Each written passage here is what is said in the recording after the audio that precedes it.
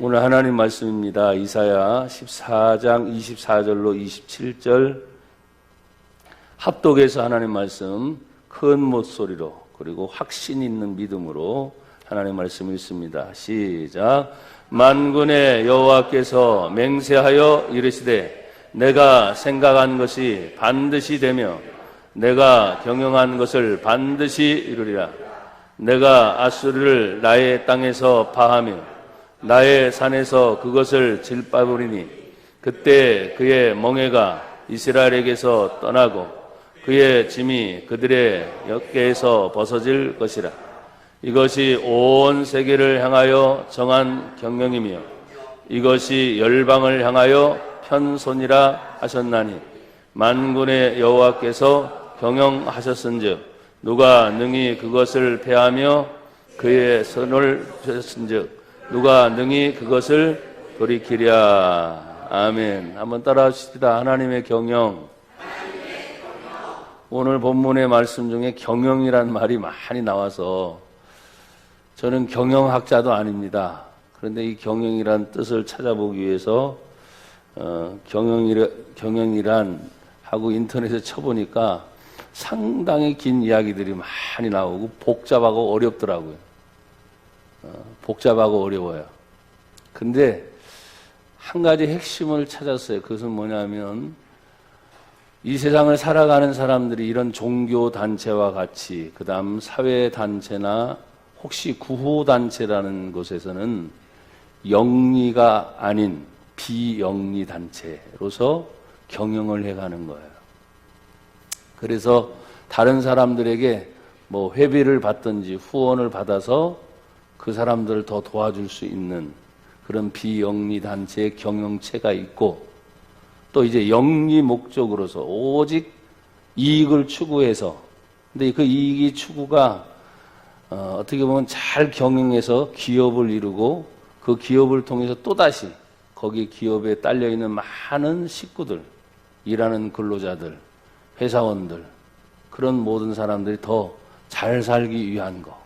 그러니까 비영리든 영리든 사람들을 살리기 위해서 사람들이 경영을 해 가는 것이다. 그냥 제 나름대로. 그래서 경영에 대한 것도 쫙 읽어보니까 자료가 너무 많으니까 제가 무슨 경영을 얘기하겠어요. 근데 오늘 성경을 읽다 보니까 하나님의 경영이 지금 믿는 나라와 믿지 않는 나라 그리고 하나님의 경영이 온 세계를 향해서 계속 가고 계시는 것을 성경을 통해서 보게 되는 거예요. 그래서 경영의 마지막은 뭐냐면 살리는 것이다. 잘 되게 만드는 것이다. 그러면 성경에 하나님께서 하나님의 경영도 결국은 뭐냐? 사람을 죽이려고 하는 것이 아니라 살리기 위한 하나님의 방법이 경영이구나. 그래서 그것을 생각하면서 여러분 오늘 본문에 나와 있는 하나님이 당신 스스로 맹세하시는 것을 보게 됩니다. 그 첫째가 나는 생각하는 하나님이다. 생각 없이 모든 일을 이루시는 분이 아니라 지금까지 일어난 모든 사회, 역사, 문화가 바뀌면서 나라의 흥망성쇠가 굉장히 많았잖아요. 그런데 그 생각 속에는 하나님의 계획이 있어요. 계획. 하나님의 계획. 제가 부천에서 3번째 교회를 개척하면서 성경을 읽고 기도하면서 나는 우리 성도들이 지금도 남아있고 함께하고 있는 성도들은 귀에 못이 박히도록 기도를 하려고 할 때 기도가 안 될 때도 물론 있다. 그러나 그 기도를 억지로라도 해야 된다. 그러다 보면 하나님께서 저절로 기도가 되는 때가 있을 것이다. 성경은 우리에게 기도를 가르쳐주고 생명을 가르쳐주는 책이기 때문에 하나님의 말씀을 그대로 담아놓은 말씀이어서 책에 글자로만 읽는 게 아니라 계속 읽어가면서 하나님이 나에게 무슨 말씀을 하시는지 그 마음을 알아가게 되고 책이지만 살아계신 하나님을 인격적으로 만나게 될 때 이것은 더 이상 책이 아니라 하나님의 은혜이고 하나님의 능력이고 하나님 자체의 그 마음이 와 닿을 때 기도가 아까 억지로라 그랬잖아요. 억지로. 안 될 때도 있고 힘드니까. 그렇지만 나중에는 하나님을 만나는 경험이 이루어지게 될 때 기도는 내가 하는 것이 아니라 하나님이 기도를 이끌어 가게 되셔요. 참 그 단계까지 가기는 쉽지는 않아요. 하지만 성경의 모든 인물들이 하나님을 만난 것을 보면 고난을 통해서도 하나님 만났어요. 아픔을 통해서도 만났고, 이리저리 방황하면서도 하나님을 만났고, 어떤 때는 실패하면서도 하나님을 만났어요.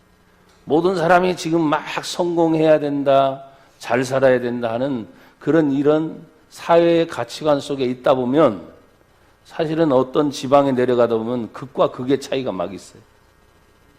왜 사람들이 자꾸 서울 수도권으로 가려고 하는가? 이유가 있죠. 땅값이 더 비싸니까. 거기서 땅값이라도 좀 더 더 벌 수 있잖아요.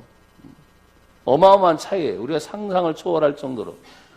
우리가 살고 있는 이 부천에서 아파트 20평이 만약에 3억이다. 서울은 10억입니다. 별로 여러분 와닿지 않잖아요. 또 목사님 돈 얘기하는가 보다. 아니, 그 얘기가 아니라니까요.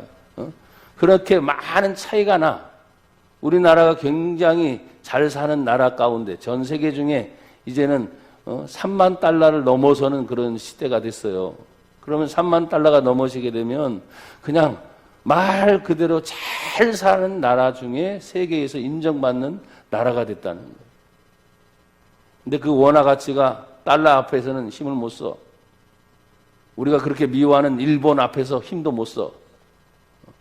또 유로화하는 그 유럽에 있는 유로 앞에서는 힘도 못 써. 왜? 10배 이상 막 차이 나니까.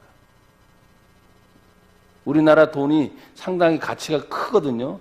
그렇지만 지금도 더 잘 사는 사람들 앞에서는 힘을 못 써.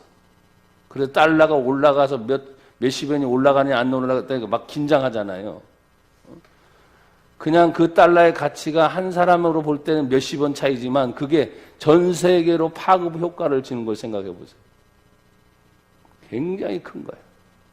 그래서 우스갯소리로 미국에서 기침을 하게 되면 대한민국에서는 독감이 걸린다는 말이 있어요. 그게 사회적인 영향이고 정치의 영향이에요. 여러분, 우리는 대한민국에 살면서 그런 영향 아래 있지만 그래도 하나님이 본보기라도 보여주듯이 이 자유 대한민국에서 교회가 세워지고, 아멘. 신앙생활을 자유롭게 하면서 저도 그렇고 여러분도 그렇고 나라가 힘들 때마다 살려주십시오. 잘 살게 해주십시오. 저는 지금도 우리의 기도의 결과가 이 나라 대한민국이 이렇게 잘 살게 됐다고 봅니다. 거부할 수 없는 그런 증명이 많은데 지금 그걸 제가 설명하려고 하는 시간이 아니에요. 이런 모든 것도 하나님의 경영 안에 포함이 되어 있다. 그래서 오늘 성경은 하나님이 생각을 하시는 건 먼저 그런 어떤 계획이 있겠죠. 여러분, 우리가 하나님의 이름을 뭐라고 부릅니까? 여호와 이레. 우리의 길을 준비하시는 하나님. 여러분의 개인의 길을 준비하고 계십니다. 여러분의 가정의 길을 준비하고 계십니다. 우리 교회의 길을 준비하고 계시고, 우리가 살고 있는 이 지역과 그리고 우리나라 대한민국의 길을 하나님이 준비하고 계십니다. 지금 세계는 팽팽하게 G2의 대결이라 그래요. G2의 대결은 중국이 어마어마하게 성장하고 있으니까 맞상대로 미국이라는 나라와 더불어서 그냥 부딪히는 거야. 그게 G2야. 세계에서 누가 정상이냐, 이걸 싸워보는 거죠. 근데 신앙의 자유가 있는 미국, 지금 공산당의 마지막을 선택하고 있는 중국, 중국에 계신 한 교수님이 저에게 문자로 카톡으로 쭉 중국의 상황에 대한 브리핑을 한 논문, 소논문 하나를 저에게 보내왔어요. 읽어보니까 끔찍하더라고요. 중국 공산당이 사회주의고 자유를 주는 것 같지만 지금 교회를 압박하기 시작하고 십자가를 지금 다시 무너뜨리기 시작하고, 그리고 심지어는 교회 정면 앞에 바로 시진핑의 초상화를 걸어놓게 만드는 일들이 지금 생기면서 많은 선교사들을 지금 추방하고 있는 일들이 지금 벌어지고 있습니다. 그러면서 자기의 당권의 힘을 강력하게 전 세계적으로도 우리의 힘이 이거다 보여주는 어마어마한 일들이 막 벌어지고 있어요. 여러분, 중국에 예수 믿는다고 하는 사람들이 많이 있습니다. 그런데 선교사들이 추방이 되고 자국민 중에서도 중국 안에 영향력 있는 지도자들을 붙잡아다 감옥에 쳐넣어버려요. 성도들은 뿔뿔이 흩어지겠죠? 근데 놀라운 것은 여러분 기억하세요. 전 세계 어디를 가더라도 핍박이 생기면 생길수록 기독교인들은 더 철저하게 신앙으로 무장됐어요. 참 희한합니다. 그러니까 어떻게 보면 우리나라 대한민국도 이렇게 자유스러운 분위기보다는 교회가 핍박을 당해야 성도들이 지금 먹고 사는 문제가 아닌 신앙의 문제로 힘들어지는 때가 오면 이건 하나님이 아니면 안 되구나 하는 절체절명의 상황이 생겨야 정신 차릴지도 몰라요. 여러분, 정신 바짝 차리세요. 세계의 모든 것은 그렇게 가고 있어요. 거기에 지금 북한과 남한은 극과 극이잖아요. 북한이 민주주의를 선택할 이유가 있습니까? 그러면 다 끝나는데, 김정은 정권이. 그러면 당연히 중국을 붙고 러시아를 붙겠죠. 그러나 우리 대한민국은 어디를 붙어야 돼요? 당연히 미국이죠. 그 형태로 가야 돼. 그것이 이제 여러분 6.25 전쟁이 일어났던 69년 올해 맞이하게 되잖아요. 유엔 국가의 도움이 없었다면 우리나라는 공산화가 됐을 것입니다. 근데 하나님은 극적으로 하나님께서 유엔군들을 개입하게 하시고 이렇게 선을 그어서 지금 휴전선이 만들어졌지만 남한과 북한이라고 하는 그런 두 체제의 국가가 형성된 데서 이게 참 묘해요. 이걸 서로 간에 놓지 않으려고 하는 그런 싸움 속에서 미국, 중국, 러시아, 일본 강대국 사이에 우리나라가 샌드위치처럼 꽉 끼어 있어서 어떻게 선택하느냐에 따라서 나라의 향방이 완전히 바뀝니다. 사람들은 이렇게 얘기합니다. 그럴 수 있어? 그럴 수 있어? 간단해요. 역사를 보면 됩니다. 소련의 나라가 무너지게 될 때 볼셰키 혁명에 의해서 4만 명에 의해서 모든 나라의 것들이 다 소멸되기 시작했어요. 캄보디아 킬링필드 200만을 죽입니다. 베트남 할 것 없이 그런 모든 공산당의 학살은 그냥 말 안 들으면 일단 죽여놓고 봐요. 종교인, 지식인, 가지고 있는 자. 지금도 그럴 수가 있어? 이렇게 지금 과학이 발달되고 막 이런 때? 예, 가능하죠. 왜? 사람들은 죽이면 무서워서 벌벌 기거든요. 그러니까 정신 바짝 차리란 말이에요. 여러분, 나와 여러분은 마지막 죽는 순간에도 예수 믿는 믿음은 지키는 거예요. 어떤 때는 교회라는 건물이요, 파괴될 수도 있어요. 건물이기 때문에. 그렇지만 여러분 안에 예수를 믿는 믿음 하나하나가 들어갔을 때는 제가 뭐라 그랬어요? 교회는 이제 내가 교회다, 내가 교회. 내 안에 예수님이 계십니다. 여러분, 오늘 본문을 제가 중간에서 이렇게 발췌를 하고 또 얘기하고 있지만 하나님의 경영은 생각 속에 이루어지게 되는데 여러분 보십시오. 하나님의 생각은 반드시 돼야 안 돼요? 됩니다. 내가 여러분 하나님의 생각대로 하면 여러분 반드시 된다 이러십시오. 자, 하나님의 생각대로 한 번 더. 하나님의 생각대로 한 번 더. 하나님의 생각대로 아멘. 그런데 이 생각이 계획이라고 한다면 저는 아까 경영을 얘기하면서 경영의 마지막은 살리는 거라 그랬잖아요. 그런데 그 경영을 하다 보면 살리기까지의 뭐가 있어요? 과정이 있어요. 과정. 과정이 선한 방법으로 가면 선한 결과를 가져옵니다.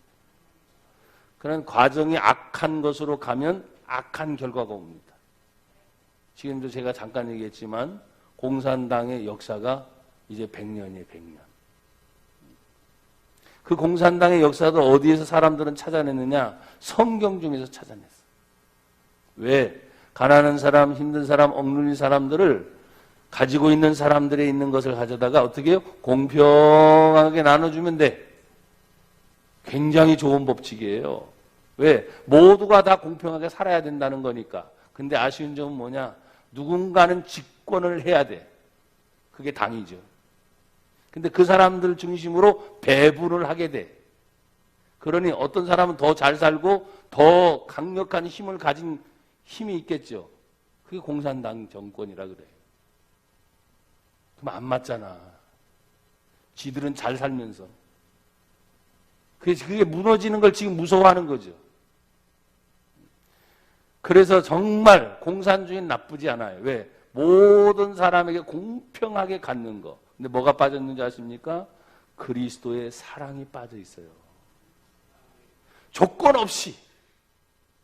여러분, 진짜 사도행전 2장에 있는 말씀 뒤에 성령의 충만함을 받고 난 많은 사람들이 어떻게 했습니까? 자기 물건을 자기 것이라 가지지 않아요. 그리고 교회를 다니고 성령의 충만을 받으니까 모든 재산의 재물을 가져옵니다. 각자의 필요를 주는데 어디 앞에 가져옵니까? 사도들 발 앞에 갖다 놓는 거예요. 그럼 사도들이 욕심이 있어요? 없어요? 없어요. 그러니까 그냥 그대로 나눠주는 거예요. 다 필요한 대로. 그러니까 초대교회 예루살렘 교회의 공동체는 뭐냐면 공산주의였어요. 공산주의. 근데 뭐냐? 예수 그리스도의 사랑이 실현된 주의란 말이에요. 그게 얼마나 좋아. 가난한 자도 교회 오면 신바람 나는 거야. 왜? 자기 필요한 것이 기다리고 있어. 예배 잘 드리고 그거 가지고 가. 먹는 거, 입는 거, 모든 것들이 다 분배됐어. 여러분 한동안 동안 20년, 30년 전에 어떤 얘기가 있었는지 아십니까? 초대교회로 돌아가자. 굉장히 좋은 운동이죠. 근데 초대교회로 돌아가려면 어떻게 해요? 다 나눠줘야 되거든. 어느 날 갑자기 초대교회로 돌아가는 말이 쑥 들어갔어. 지금 현대 입장에서 돼요, 안 돼요? 안 돼. 큰 교회들, 물론 지교회를 도와주고 나누는 일들 굉장히 많이 합니다. 비판하려고 하는 게 아니에요. 많은 일을 합니다. 근데 어느 날 한간에 너무나 많은 땅을 사두어가지고 욕을 먹고 있는 그런 교회도 있었어요. 왜 땅을 사놔? 그 땅 살 거 있었으면 빨리빨리 나눠줬어야지. 그죠? 그런 것들입니다. 많은 일을 함에도 불구하고 불균형적인 일들이 또다시 진행이 되기 때문에 사람들은 말하면 다음을 위해서 준비하려고 하는데 그 다음을 위한 준비가 사실은 이 땅에 있는 것이 뭐예요? 아무것도 아니에요. 다음을 위한 준비가 아니라 한번 따라합시다. 우리는 천국 갈 준비해야 합니다. 다음 준비는 여러분들이 자식 교육을 믿음으로 잘 시켜놓으면 그게 다음 교육이야. 재산 많아서 재산을 막 물려주려고 하지 말라 그랬죠. 웬만하면 다 사회에 기부하세요. 여러분 힘들면 교회 앞에 내놓으면 돼. 그럼 거기서 교회 이름은 다 할 수 있으니까. 믿음의 유산. 정말 하나님이 책임져 준다고 하는 그런 확신이 있다면 여러분들이 지금 하나님의 경영이 나라를 향해서 있는 것도 있지만 개인적인 것도 있습니다. 그래서 오늘 본문 24절은 하나님의 생각대로 반드시 되고 하나님이 경영하는 대로 반드시 이루어진다. 똑같아요. 과정도 마찬가지예요. 근데 과정이 선한 것으로 가든지 악한 것으로 가든지 우리가 생각하기 참 어려워요. 그런데 간단해. 오늘 하나님의 경영은 살리는 것으로 간다고 한다면 오늘 여기 보십시오. 하나님의 경영의 대상 두 군데가 나옵니다. 그 첫 번째가 25절에 보니까 누가 나오죠? 읽어보세요. 시작. 내가 아수르를 나의 땅에서 파하며. 아멘. 아수르는 하나님을 모르는 나라입니다. 근데 왜 하나님을 모르는 나라가 하나님을 아는 이스라엘이라는 나라를 침범해 들어와서 저들을 포로로 잡아가고 저들을 어렵게 만들었을까? 근데 여러분 지금 우리가 14장을 읽지만 10장을 보세요. 10장. 뒤 앞으로 좀 넘겨보세요. 10장 10장 5절을 한번 보겠습니다. 10장 5절 찾으셨어요? 같이 읽어요. 시작. 아수르 사람은 화 있을진저 그는 내 진노의 막대기요 그 손에 몽둥이는 내 분노라. 아멘. 하나님의 도구로 지금 아수르를 하나님이 선택을 하신 거예요. 그렇죠? 어떻게? 하나님의 진노의 막대기로. 하나님이 진노하셨어요. 하나님이 진노하신 것으로 그냥 말씀 한마디로 전 세계를 멸하는 것이 아니라 그 주변의 강대국인 아수르라는 나라를 하나님의 진노의 막대기로 사용하셨다는 거예요. 그 손에 몽둥이는 나의 분노다. 막대기로 맞아야만 되는 거죠. 몽둥이로 맞아야만 정신을 차리는데 아수르라는 나라가 지금 들어와서 그런 일을 하게 하시는 거예요. 자, 그러면 하나님이 그냥 진노하고 하나님이 그냥 화내는 분이 아니에요. 이유가 있겠죠. 10장 6절 시작. 내가 그를 보내어 경건하지 아니한 나라를 시게 하며. 다시 시작. 내가 그를 보내어 경건하지 아니한 나라를 시게 하며. 아멘. 어떤 나라를 시게 한다고요? 경건하지 아니한 나라. 그럼 이스라엘 나라는 어떤 나라예요? 하나님 앞에 믿음을 가지고 있으니 당연히 어떤 나라여야 됩니까? 경건한 나라여야 되잖아요. 그럼 경건하지 않다는 의미는 뭡니까? 그들이 제사를 안 드립니까? 예배를 안 드립니까? 오늘날로 말하면 다 드리고 있어요. 여전히 하나님을 잘 섬기고 있다고 말을 해. 지금 우리도 마찬가지입니다. 여전히 하나님을 잘 섬기고 있어요? 안 섬기고 있어요? 갑자기 또 대화들이 이상하게 되네. 예배 드리면 하나님께 섬기고 있는 줄 아는 거야. 예, 기본은 그래요. 그렇지만 제가 강조하죠, 여러분에게. 오늘 저와 여러분이 주일 예배를 드렸습니다. 이 은혜 받은 거 감사하죠. 그런데 이제 일주일이 남은 동안 월요일부터 시작해서 금요일, 토요일까지 직장에서, 가정에서 여러분이 경건하게 지내고 있습니까? 이 문제입니다. 사람들은 얘기합니다. 또 무거운 짐을 나홀로 지고 견디다 못해 쓰러질 때 불쌍히 여겨 날 구해주리 하면서 또다시 교회 나오는 거. 오직 예수. 그리고 눈물 쪽찍찍하고 걱정하지 마세요. 위로받았어요. 여러분 가벼운 마음으로 돌아가세요. 할렐루야 하면서 또 환하게 하면서 또 가는데 다시 무거운 짐. 예배 때마다 들어오실 때 그런단 말이야. 사실 이 예배 주일만 중요한 게 아니라 월요일 중요하고 화요일 중요하고 수요일 중요하고 목요일 중요하고 금요일 토요일 예배를 만약에 못 드리는 날도 사실 더 중요하잖아요. 예배 드리는 날은 내가 그래도 하나님을 인식하고 예배하니까 나머지 날은 하나님을 인식할 시간도 없어. 너무 바쁘니까. 또 어떤 때 너무 힘드니까 하나님을 인식할 시간이 없다고. 경건이라는 것이 예배를 드리기 때문에 경건이다? No. 예배는 당연한 거고 경건은 여러분의 생활이에요. 근데 이스라엘이 그랬다는 거죠. 여러분 이 역사적인 배경에 보면 오늘 이사야가 이 성경을 써가면서 이사야 6장에 우시아라고 하는 왕이 죽던 해에 하나님의 환상을 보게 됩니다. 하나님의 성전에서 그 환상을 보게 됩니다. 하나님이 염려하고 계십니다. 나라와 민족을 향해서. 누가 우리를 위해서 갈고 주여 내가 여기 있습니다. 나를 보내십시오.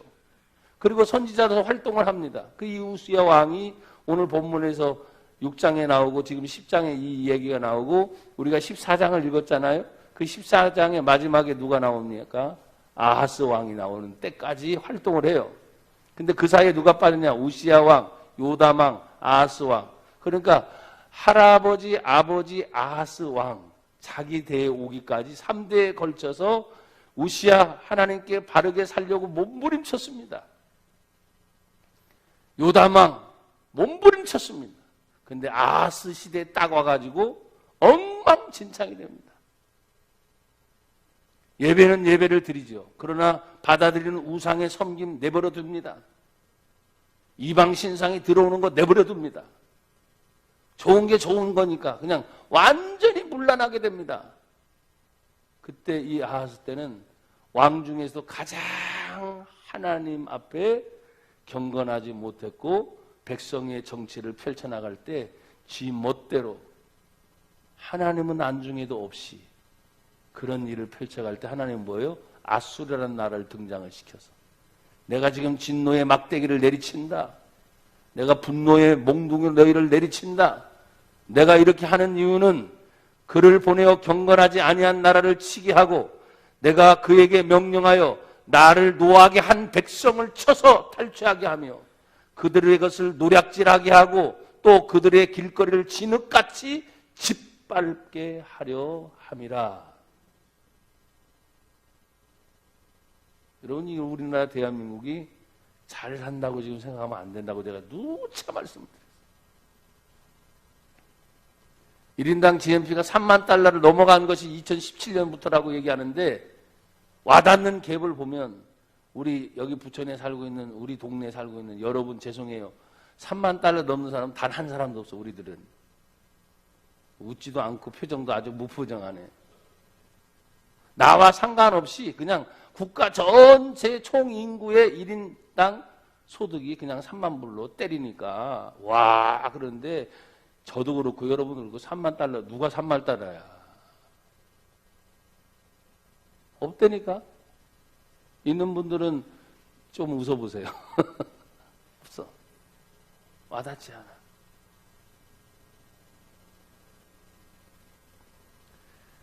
최소한도 그래도 3만 달러 이상이면 300만 원 이상 받아야 되거든요.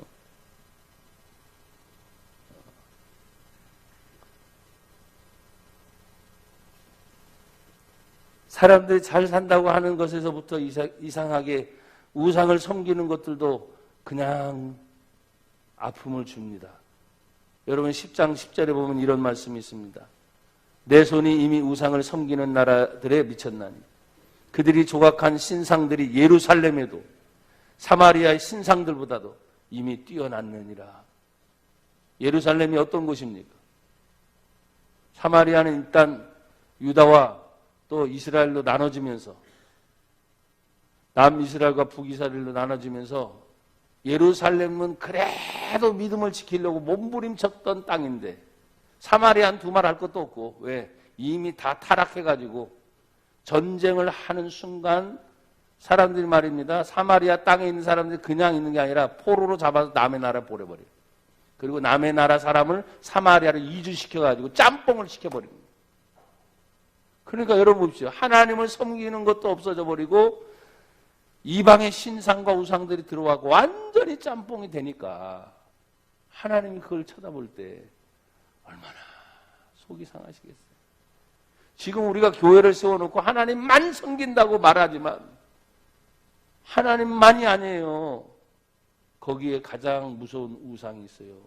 돈 없으면 안 된다는 거예요. 돈 없으면. 그게 우상이에요. 여러분 돈은 하나님께서 이렇게 말씀하셨어요. 돈을 사랑함이 일만하게 뿌리가 된다. 사람들은 하나님보다 돈을 더 사랑하는 시대가 됐다는 거예요. 그러니까 돈. 물질의 세계로 인해서 뭐 작은 교회든 큰 교회든 할 것 없이 다 죄송해요. 혈안이 된 것 같아. 돈 때문에.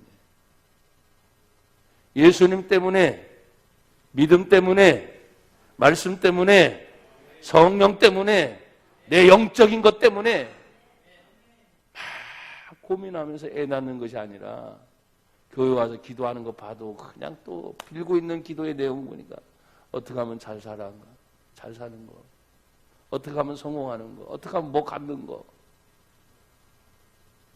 그게 잘못됐다는 말은 아니에요. 그런데 그 근본이 뭡니까? 하나님이 잘 살게 하는 것으로 가는 근본이 내 안에 예수 믿는 믿음이 바로 세워지지 않으면 돈을 벌어도 망한다니까요. 잘 돼도 나중에는 잘못된 길로 가게 돼 있다는 거예요. 그 기초가 말씀에 든든히 서지 아니하면 여러분 마태복음 7장에 예수님께서 하나님의 말씀을 가르치면서 뭐라고 말했습니까? 내 말을 듣고 순종하는 자는 그 말씀을 반석 위에 집을 짓는 지혜로운 사람 같다. 그러나 내 말을 듣고도 순종하지 않는 사람은 그 집을 모래 위에 짓는 어리석은 사람과 같다. 집을 짓긴 다 지었어. 그런데 갑자기 비바람이 오고 창수가 나면 반석 위에 지은 집은 무너지지 않는데 모래 위에 지은 집은 무너짐이 커요. 왜? 모래에 물이 들어가면 그 집이 어떻게 되겠어요? 다 무너진다는 거예요. 그걸 서로들 알아. 그 모래가 뭡니까? 말 그렇지요. 물질 위에 세우려고 하는 거야. 성공 위에 세우려고 하는 거야. 남들 봤을 때 잘 돼. 뭐가 잘 되는지 모르겠어. 마지막에 가보니까 사기쳤어. 도둑질했어. 남의 것을 몰래 훔쳐와가지고 그렇게 잘 됐어. 생각지도 않게 또 땅에 투자와 투기의 개념은 정말 다릅니다. 투기해가지고 돈 벌어서 하나님이 복을 주셨대. 그건 아니야. 성경 어디를 보더라도 우리를 향해서 정직을 말합니다. 진실을 말합니다. 어둠이 아니라 밝음을 말하는 거죠. 근데 이런 것들이 혼잡이 생겼다 보니까 하나님이 아수르를 통해서 지금 그런 일들을 하나님이 하게 하셨다는 거예요. 여러분, 이스라엘 향해서는 하나님의 구원의 약속이 임한 줄 믿습니다. 그러나 오늘 아수르를 통해서 저주의 약속이 임했지만 그것이 한 시대가 지나고 나면 끝나는 거예요. 그래서 오늘 14장에 보면은 여기에 나와 있는 바벨론의 망함이 나오고요. 또 오늘 아수르를 파시는 것이 나오고요. 심지어 블레셋, 모압 주변에 있었던 나라들이 시대적으로 하나씩 다 무너져 가는 것을 우리에게 얘기하고 있어요. 여러분, 이 자유 대한민국이 하나님의 은혜 가운데 세워져서 하나님을 섬기는 그 믿음의 중심이 선 나라라면 하나님이 계속 든든히 세워갈 줄로 믿습니다. 그러나 저 북한의 공산 정권을 보십시오. 김일성, 김정일, 김정은 3대의 체제를 가져오면서 굉장히 위태위태합니다. 불안하죠. 그런 상황에 와 있어요. 머지않아 그 체제는 무너질 거예요. 왜? 역사의 증명에 공산주의는 다 지금 뭐예요? 문을 닫았기 때문에. 얼마나 그걸 버티려고 몸부림치겠어요.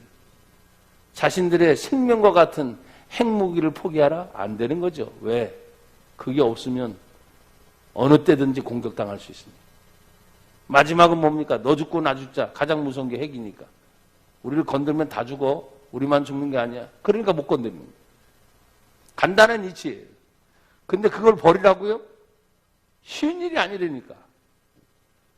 오늘 하나님께서는 아수르라고 하는 그 땅이 어마어마하게 크고 이스라엘의 땅에 들어와서 모든 걸 점령했다 할지라도 하나님의 생각과 그 경영 중에 깨달음을 주려고 그런 일이 벌어지고 난 다음에 성경은 말합니다. 아수르가 짓밟고 있던 땅이 어떤 땅이에요? 내 땅이다. 그래요. 하나님이 내 땅이다. 너희들이 예루살렘과 아까 사마리아 보죠. 예루살렘 어떤 곳입니까? 하나님의 성전에 세워져 있는 곳. 보편적으로 그 당시만 해도 여러분 지금도 이스라엘을 가면 예루살렘은 산 중턱이에요. 산으로 된 산악지대의 도시예요. 왜 산으로 자꾸 올라갑니까? 옛날 전쟁은 다 사람들이 싸우는 전쟁이었어요. 지금처럼 미사일을 쏘는 전쟁이 아니니까. 그러니까 산으로 높이 올라가서 성전을 막 지으면 공격이 들어와도 일단 유리한 고지에 점령해 있는 거예요. 천연 요새와 같은. 그러니까 높은 산으로 올라가. 높다고 하는 것은 요새입니다. 그 높은 곳에 하나님의 성전을 또 짓는 거예요. 그러니까 오늘 여기 본문에 하나님이 나의 땅에서 아수르를 파할 것이다. 나의 산에서 그 아수르를 어떻게 해요? 몰아낼 것이다 라고 말하고 있어요. 여러분 25절로 다시 돌아오세요. 오늘 본문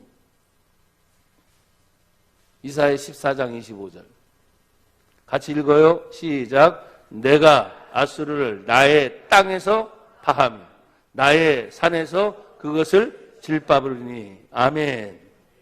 나의 땅에서 그들이 더럽혀졌죠. 아까 진흙처럼 막 지지 밟아놓은 땅이라 그랬어요. 근데 하나님이 그게 원치 않는 거예요. 이 땅에 지금 수없이 많은 것들이 와서 차별금지법, 동성애 이런 모든 것들이 정말 그렇습니다. 서울 한복판에서 벌어지는 그런 일들을 생각할 때마다 그냥 정말 피가 거꾸로 솟아오르는 것처럼 가슴이 아파요. 여러분과 저 자신 중에 혹시라도 내 자녀 중에 동성애를 혹시 모르는 사이에 가지고 있다면 여러분 보십시오. 그거는 전염되거나 아니면 어떤 유전이 아니에요. 실제 의학으로 그 사람을 치료하는 것이 가능해요. 근데 사람들은 그것이 마치 이상하게 자꾸 조성이 되고 있잖아요. 나도 그렇고 여러분도 그렇고 내 자식이 동성애자라면 누가 용납하겠어요? 어느 날 갑자기 내 아들 녀석이 또 다른 아들을 데려와가지고 우리 결혼하랍니다. 아버지 허락해 주세요. 돼요? 안 되는 거 아닙니까? 근데 그걸 조장하고 있는 나라가 우리나라예요. 그러니 하나님이 보실 때 얼마나 지금 위태위태하고 있어요. 심지어 목회자들 사이에도 보수니 진보니 하면서 하나님 얘기는 안 하고 정치 얘기로 온갖 도배를 해놓고 네 편 내 편 가르고 싸우는 것을 생각하면 너무너무 가슴 아파요. 여러분 또 정치 얘기한다고 하지 마십시오. 나는 얘기합니다. 네 편 내 편이 아니라 성경을 보십시오. 예수 안에 들어오면 하나가 돼야 됩니다. 둘이 아니라 하나가 돼야 된다니까요. 그리고 말씀대로 성경대로 가르친 대로 가면 무슨 문제가 있습니까? 밟힌 땅에서 하나님이 아수르를 돌파하시겠다. 나의 산에서 그것을 짓밟겠다. 다시 회복되는 하나님의 은혜를 생각하십시오. 교회에 일어나라 아무리 소리쳐도 교회는 일어날 수 있는 힘이 지금 있어요? 없어요? 없어요. 근데 교회가 건물을 얘기하는 사람들 자꾸 착각한다니까. 교회는 건물이 아니라 나 자신입니다. 나 자신. 여러분 자신입니다. 그런데 내 자신이 하나님 앞에 회복되려고 한다면 내가 지금 무엇 때문에 짓밟히고 있는가? 내 심정의 상태가, 내 마음의 상태가, 내 생각이 무엇 때문에 자꾸 짓밟히고 있는가? 생각하셔야 돼요. 하나님은 아까 말했죠. 경건치 않은 것들 때문에 아수르를 통해서 짓밟게 하셨다. 또 그것을 자꾸 파하게 하셨다. 그럼 깨달아야죠. 내가 경건치 않게 하는 일들이 뭔가. 그것을 하나님 다시 회복하기를 원하시는 거지. 여러분 땅에서 파하고 그 산에서 짓밟는 것이 뭐냐? 성경 구체적으로 다 말해요. 그때 땅에서 아수르가 떠나가는 것은 멍에가 떠나가는 것이다. 산에서 그것이 짓밟아지는 것은 뭐냐? 그들의 짐이 어깨에서 벗어지는 것이다. 결국 뭡니까? 우리가 늘 말하죠. 예수를 믿으면 자유를 얻는 거예요. 자유. 돈에서부터 자유하십시오. 삶에서부터 자유하십시오. 우리가 복음 찬송 중에 어린이들이나 불렀던 찬양이 있습니다. 나 자유 얻었네, 너 자유 얻었네, 우리 자유 얻었네. 나 자유 얻었네, 너 자유 얻었네, 우리 자유 얻었네. 아멘. 진리를 알지니 진리가 너희를 자유하게 하리라. 여러분 멍에가 벗어지기를 축복합니다. 또 그 어깨에서 그 짐이 벗어지기를 축복합니다. 그러니까 멍에가 벗어지는 거예요. 그러니까 여러분 우리가 경건치 않게 행동하거나 말을 하거나 내 삶에 어떤 것이 보면 나도 모르는 사이에 나를 짓누르는 것이 생겨요. 나를 힘들게 하지. 근데 여러분 예수님 우리를 힘들게 하는 게 아니냐.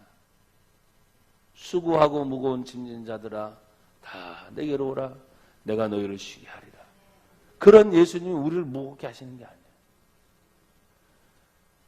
뭐가 됐든 여러분 물질의 문제가 됐든 여러분의 삶의 문제에 혹시라도 거짓이든 악함이든 더러운 것이든 자꾸 용납하는 것들이 나도 힘들게 하는 거란 말이에요. 오늘 이스라엘 나라라고 하는 것을 아수르를 통해서 크게 봤지만 우리 개인적으로 내가 왜 이렇게 자꾸 짐에 눌려? 내가 왜 자꾸 이렇게 힘들고 어려워져야 돼? 사람들은 자꾸 돈 때문이라고 하는데 천만에요. 돈 문제가 아닙니다. 여러분의 심령 안에 억누르고 있는 그 또 다른 것들. 그래서 우리의 싸움은 혈과 육에 대한 싸움이 아니에요. 보이지 않는 악한 영들의 영적 전쟁이라고 분명히 얘기하고 있어요. 근데 그 영적 전쟁을 이기려면 하나님의 성령으로 전신갑주를 입지 않으면 안 돼. 양복 입는 거 아니고 여러분 그냥 예쁘게 보이려고 입는 그런 옷이 아니라 보이지 않는 하나님의 영적 전투를 할 수 있는 하나님의 전신갑주. 구원의 투구를 쓰는 거죠. 그렇죠? 의의 흉배를 갖추는 거죠. 진리의 허리띠를 띠는 겁니다. 또 복음의 신발을 신는 거예요. 그건 평안입니다. 평안을 잃어버리니까 자꾸 불안한 거 아니에요. 믿음의 방패를 가지는 겁니다. 그러니까 아무리 공격해도 믿음을 가지고 다 막아낼 수 있는데 이 믿음이 약해지니까 돈 때문에 못 살아요. 누구 때문에 못 살아요. 뭐 때문에 못 살아요. 아니 죄송해요. 그러면서도 살고 있잖아. 그러면서 살고 있잖아. 그러니까 원망이 불평이 빨리 사라져야. 그러니까 제가 뭐라 그랬어요. 의도적으로 힘든 일이 있어도 하나님 앞에 감사 먼저 하라. 감사합니다. 그래 차라리 힘든 거 도대체 왜 힘들까? 그냥 하나님 힘든 거 감사해요. 감사해요. 감사해요. 이게 훈련되는 게 굉장히 어렵거든요. 왜? 힘든데 어떻게 그 말이 나와? 어려운데 어떻게 그 말이 나와? 근데 여러분 잘 기억하세요. 내가 하나님이 거하는 땅이에요. 내 땅에서는 그게 있을 수가 있어요? 없어요? 없는 거야. 내가 하나님의 거룩한 산에 지어진 하나님의 성전이 세워진 곳이라면 이 멍에가 있을 수가 없다는 거예요. 떠나갈 것이다. 지금 말하고 있죠. 그걸 파할 것이다. 내가 누굽니까? 하나님이 거하는 땅입니다. 내가 누굽니까? 하나님의 산에 세워진 성전이 나라고 생각한다면 여러분 스스로 그걸 용납해서는 안 돼요. 그래서 우리는 기도할 때 얘기하죠. 무슨 여러 가지 기도가 있지 않습니까? 선포 기도라는 것도 자꾸 얘기하는 거예요. 선포. 떠나가라. 사실 이미 떠나가 있는지도 몰라. 근데 그 믿음의 확신이 와야 되는데 오지 않는 거야. 그러면 선포하는 거죠. 성경을 읽을 때도 묵상보다는 처음에는 그냥 소리내서 읽는 게 좋은 거예요. 자꾸 소리내서 읽고 찬송도 듣는 것보다는 같이 따라서 자꾸 하다 보면 여러분 입술이 시인이 입의 시인이 구원을 가져오게 된다고 말씀을 하시잖아요. 내가 자꾸 어떤 얘기를 하고 어떤 말을 하냐에 따라서 내 삶의 마음과 자세와 행동이 달라지게 돼요. 사랑하는 여러분 이제 보십시오. 멍에와 짐은 떠나가고 벗어질 것이다 그랬어요. 그런데 이것이 두 나라 지금 이스라엘과 아수르였지만 하나님의 경영은 확대가 됩니다. 어떻게? 26절 다 같이 시작. 이것이 온 세계를 정한 경영입니다. 이것이 열방을 향하여 편손이라 하셨나니. 아멘. 그 당시 온 세계는 사실 고대 근동의 세계는 이스라엘을 중심으로 했던 터키 땅 일부와 페르시아 제국까지 넓은 그 정도였어요. 유럽으로 넘어가기 직전에 그 큰 땅들 거기. 그러니까 아시아도 이 아시아 이쪽까지도 오지도 않았어. 그러니까 아프리카 대륙 북부 쪽 정도. 그러니까 그게 전 세계였어. 성경의 전 세계. 이집트부터 시작해서 지금의 터키 땅 있는 데까지가 이제 거의 고대 근동의 세계였습니다. 제가 종종 여러 번 말했죠. 지금 아메리카가 있는 그 대륙의 시대는 신대륙이 발견된 몇백 년밖에 안 됐어요. 캐나다라는 나라도 역사가 짧아. 다 이주민들이 와서 모든 것이 이루어졌기 때문에. 근데 보십시오. 그 짧은 몇백 년의 세월 중에도 그들을 대부분이 믿음을 가지고 갑니다. 믿음. 그리고 그 국가를 신앙의 기초 위에 세워버립니다. 그러니까 엄청나게 빠른 속도로 뭐예요? 전 세계를 이끌어 갈 수 있는 그런 나라가 되는 거예요. 그러면 지금 오늘 본문에 얘기해 보십시오. 온 세계를 향하여 청한 나의 경영이다. 이 이사야가 예수님 탄생 700년 전 얘기입니다. 지금 미국이 생긴 것은 뭐예요? 몇백 년밖에 안 됐다 그랬잖아요. 현대 시대에도 몇백 년밖에 안 됐는데 이 몇백 년의 세계가 전 몇천 년의 세월을 지배해온 그 숱한 역사와 나라들을 어떻게 해요? 지금 이끌어가고 있는 선두주자에 하나님이 미국이라는 나라를 세우셨어요? 안 세우셨어요?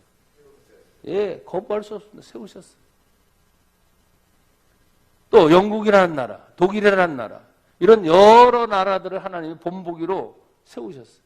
하나님의 경영이. 나는 여러분이 늘 말했지만 저도 모르는 사이에 각국을 다니다 보니까 다시 그 나라를 보고 그 나라의 역사를 보고 종교를 자꾸 봐요.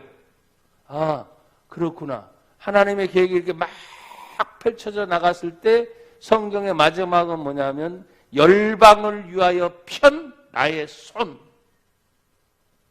여러분 하나님이 손을 쫙 열방을 향해 펼쳤다면 뭐겠어요?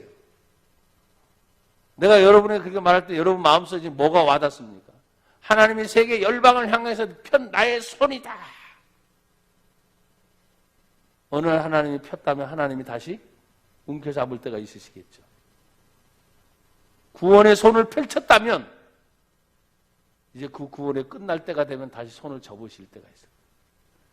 노아의 방주를 120년 동안 만들어 놓고 많은 백성들에게 타라. 하나님의 구원의 역사가 일어난다 해도 백성들은 들어요? 안 들어요? 끝까지 듣지 않습니다. 그래, 너희 가족만 타라. 그리고 하나님이 닫아버려요. 노아의 방주의 문은 분명히 열려 있었어요. 그렇죠? 탈 기회도 있었어요? 없었어요? 있었어요. 노아는 나가서 전도했다는 얘기도 있으니까. 자기만 살려고 노아의 방주만 만든 게 아니었어. 자기 가족 외에 믿는 사람은 누구든지 탈 수 있는 기회가 있었고 자기 가족 외에도 동물들이 다 탔잖아요. 근데 사람은 안 탔어. 자기 가족밖에. 왜? 믿는 사람이 없었기 때문이지. 오늘날도 마찬가지예요. 교회가 많이 세워져 있습니다. 묻습니다. 교회를 다니는 겁니까? 예수를 믿는 겁니까? 그 소리는 어디 가서든지 하고 싶어요. 큰 교회 사람이든 작은 교회 사람이든 어디든 교회가 구원하는 게 아니거든요. 예수를 믿어야 예수가 우리를 구원하십니다. 열방을 향하여 그 편손, 언젠가 그 손을 거두실 때가 오겠죠. 사실은 곧 임박한 때라고 사람들은 얘기를 하고 있어요. 우리 예수님이 다시 오시는 때가 이제 곧 다가온다. 그 말의 의미는 아직도 뭐예요? 편손은 기회가 있다는 거예요. 살 수 있는 기회, 구원받을 수 있는 기회, 내가 회복할 수 있는 기회, 내가 변화될 수 있는 기회. 그냥 교회를 그냥 다니는 것이 아니라 살아계신 하나님을 만나서 내 삶이 변화되고 회복되는 그런 은혜가 우리가 아직도 뭐예요? 펴 있기 때문에. 폈을 때 여러분이 기회를 놓치지 말라는 거죠. 마지막은 이렇게 말씀을 하고 있어요. 여러분 27절에 만군의 여호와께서 경영하셨은즉 누가 능히 그것을 패하겠는가? 그의 손을 펴셨은즉 누가 능히 그것을 돌이킬 수 있으랴? 그건 오직 하나님의 절대 주권밖에 없다. 그래서 하나님의 경영은 또 하나님의 경영대로 반드시 된다는 거예요. 안 되는 게 아니에요. 세계가 뭐 어떤 나라의 대통령이 아니면 정치가 그런 정치로 인해서 가는 게 아니에요. 우리는 성경을 보면 하나님이 거기에 개입하고 계시는 분명한 역사적인 사실을 알아야 돼요. 그래서 그 후에 등장했던 나라들, 바벨론, 페르시아, 뭐 이런 모든 나라들이 역사적으로 계속 왔다가 사라지고 왔다가 사라지고 왔다가 사라지는데 수천 년 동안 남아있는 유일한 나라, 지금도 단 한 번도 전 세계적으로 역사가 바뀌어도 이름이 바뀌지 않는 나라, 이스라엘입니다. 참 묘해요. 문명이 바뀌어도, 역사가 바뀌어도, 각 나라는 그렇게 이름이 많이 바뀌었는데 이스라엘이라는 나라는 바뀌지 않아. 왜? 성경을 이스라엘이라는 나라를 하나님이 선택한 나라로 약속을 해주셨기 때문에. 여러분, 우리나라가 만약에 북한과 우리 대한민국, 우린 대한민국입니다. 유엔의 나라에 정확하게 대한민국. 북한은 조선인민주의 공화국인가? 나라의 호칭이 그래요. 두 나라로 딱 돼 있어. 근데 정말 하나님의 은혜로 딱 통일이 될 때 무슨 나라 이름을 가질까 걱정이에요, 사실. 사람들은 바람이 있어서 벌써 한반도기를 흔들고 다니잖아, 그렇죠? 한반도기 아시죠? 어떤 나라를 쓸까 궁금하기도 해. 다시 한번 고백합시다. 하나님의 경영대로 반드시 됩니다. 이것은 큰 나라의 틀만이 아니에요.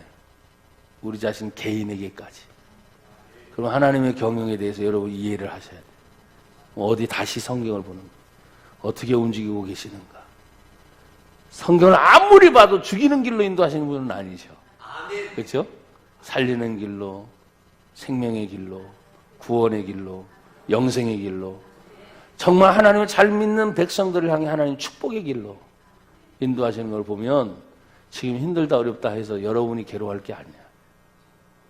경건한 능력을 회복하면, 내가 하나님 말씀대로 다시 회복되면, 여러분 우리가 필요할 건 하나님 보내주신다니까요.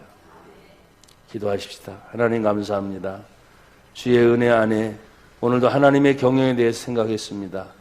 오늘도 이 나라 대한민국을 긍휼히 여겨주시고, 몸된 하나님의 교회들, 사랑하는 성도들, 우리가 살고 있는 이 지역, 개인과 가정까지 하나님의 경영의 손에 반드시 이루어지게 하옵소서.